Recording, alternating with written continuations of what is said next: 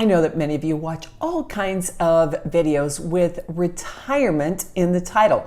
Things like finances, 401ks, estate planning, all of those kinds of things. Now, I could make downsizing videos all day long. However, what we need to know is, should you move down so that you can move up in your retirement? What exactly does moving down look like for most people?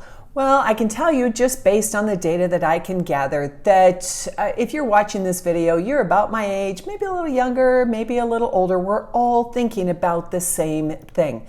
We are trying to figure out what's our money situation over the coming next few years when maybe we quit working or go to working part-time or consulting and start living our next chapter. Now, moving down for me was about 10 years ago, so way before retirement, but I was getting in the mode, if you will, for downsizing.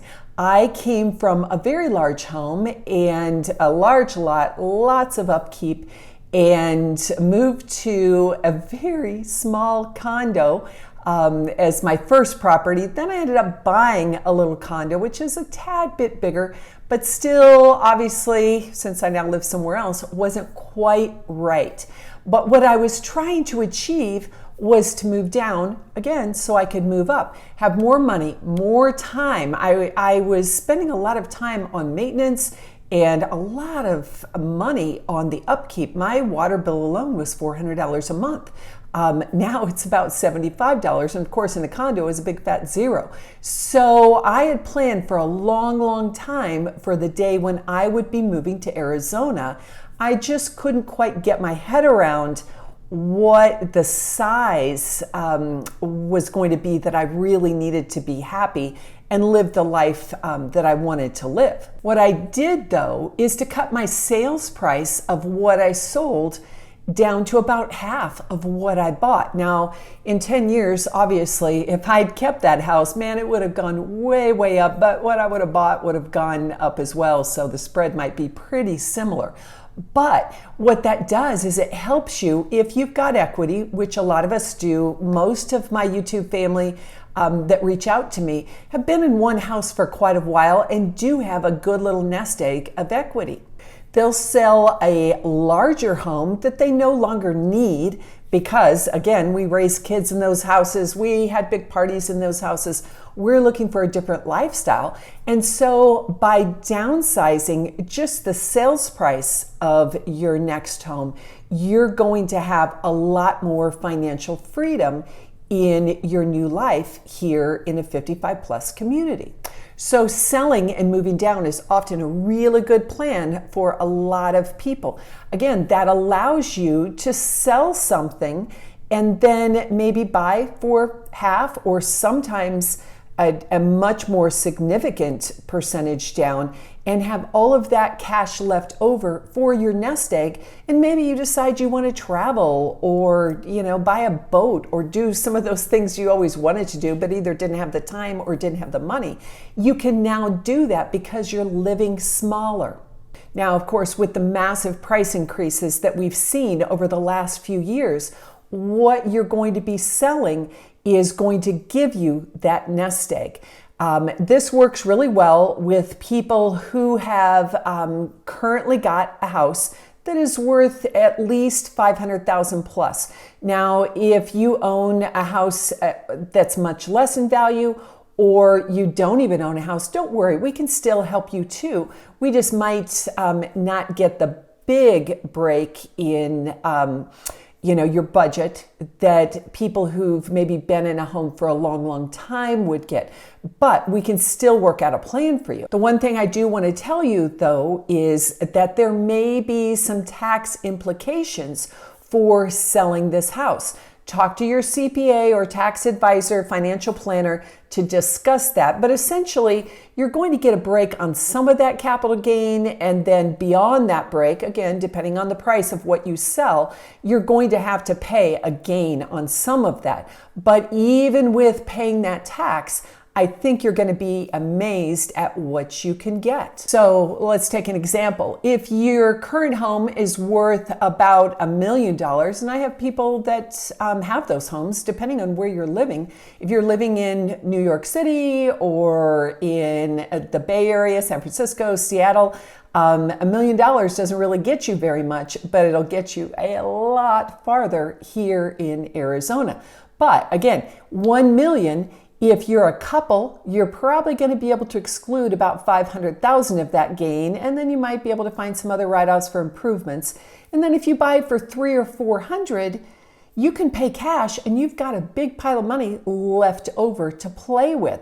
Again, talk to your CPA, but I think you kind of see where I'm going with this. You can pay cash for what you're buying here and have a much bigger life. Now, a lot of you guys I know are in a situation where maybe you had a good plan and then life took hold.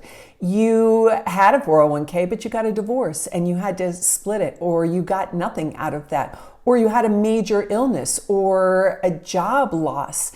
We all make a great plan and then, oh, newsflash, life takes twists and turns. And so you may not have as much as you thought you would for retirement. You guys are prime candidates for this. If you were able to keep your house through all of that, again, you've got equity. Maybe right now you're working with a 01k, but if you downsize your housing and move to a new place, you might be able to sustain yourself, maybe get a part-time job. Maybe you won't have to have any job depending on what you decide to buy. And now here is your nest egg.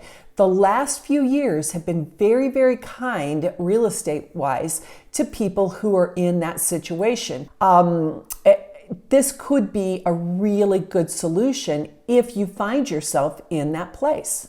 If the average retiree is spending about 30% of their income on housing, that sounds like a mighty big chunk depending on, again, what your retirement income is going to be. So that has to be taken into account as part of our plan. Now, besides your home, even if you are spending cash on your home and you're not going to have a mortgage, we still have to think about things like taxes, HOA fees, utility fees, just plain having fun. We have to factor that into the budget. And so that is something that we need to be talking about and thinking about.